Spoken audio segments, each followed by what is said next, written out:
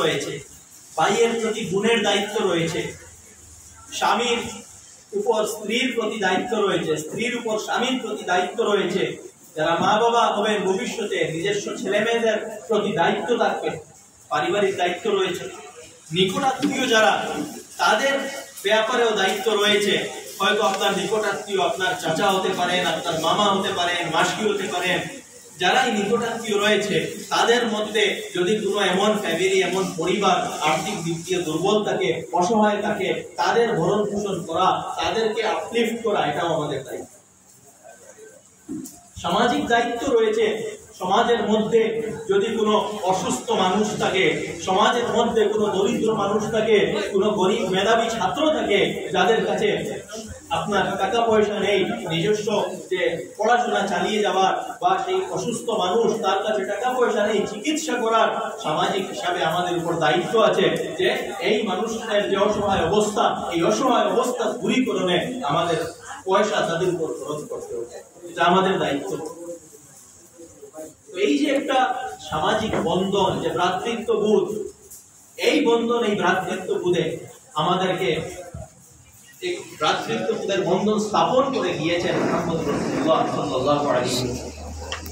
ঠিক এইভাবে কর্মক্ষেত্রে আমাদের দায়িত্বের ব্যাপারে সচেতন হতে হবে।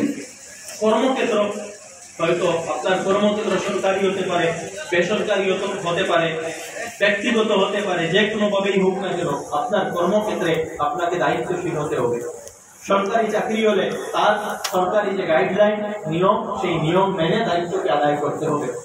আপনার যে লাইনে কর্ম আপনার হোক না কেন, আপনার কর্মক্ষেত্রে আপনার যথাযথভাবে দায়িত্ব পালন করতে হবে। এখানে যারা ট্রেনিং, এটা একটা ঔদ্যোগিক ট্রেনিং সেন্টার, বিভিন্ন, কেউ ইলেকট্রিশিয়ান হবে, কেউ মোবাইলের টেকনিশিয়ান হবে, কেউ ল্যাপটপের টেকনিশিয়ান হবে, আরো বিভিন্ন এইভাবে অনেক রয়েছে। তো হয়তো এই ব্যাপারে তোমার জব হতে পারে ভবিষ্যতে, এই লাইনে কাজ করতে পারো। তো এই দুই তিনটা আমি কম্পোনেন্ট যে বললাম, একটা বিশ্বস্ত হওয়া, সত্যবাদিতা এবং দায়িত্বকে আদায় করা, এই গুণাবলী যদি নিজের মধ্যে থাকে, তুমি তোমার কর্মক্ষেত্রে এগিয়ে যাবে। উদাহরণস্বরূপ, আজ মনে করো আমার একটি ল্যাপটপ নষ্ট হয়েছে, তো আমি সব সময় এমন একজন ইঞ্জিনিয়ার, এমন একজন টেকনিশিয়ানকে আমি তালাশ করি যে বিশ্বস্ত হবে, যে সত্য কথা বলবে, যে আমাকে ধোঁকা দিবে না। প্রত্যেক মানুষের এই নেশা। তো আমাদের মধ্যে যদি এই গুণাবলীগুলো গড়ে তুলতে পারি, এবং আমি যদি একজন ল্যাপটপের টেকনিশিয়ান হই, এবং আমার মধ্যে এই গুণাবলীটাকে দূর দূর থেকে কাস্টমার আমার কাছে আসে, আমাদের জীবনে এই যে প্র্যাকটিক্যাল জীবনে এই সমস্ত গুণাবলী নিয়ে আসতে হবে, তখনই আমরা প্রকৃত অর্থে সফল হতে পারবো। আমি কথা দীর্ঘ করছি না, অনেক সময় কিছু আলোচনা করলাম। আবারও অনুরোধ করবো যে সিরতের গ্রন্থ অবশ্যই তোমরা ক্রয় করবে, তা অধ্যয়ন করবে, পড়বে।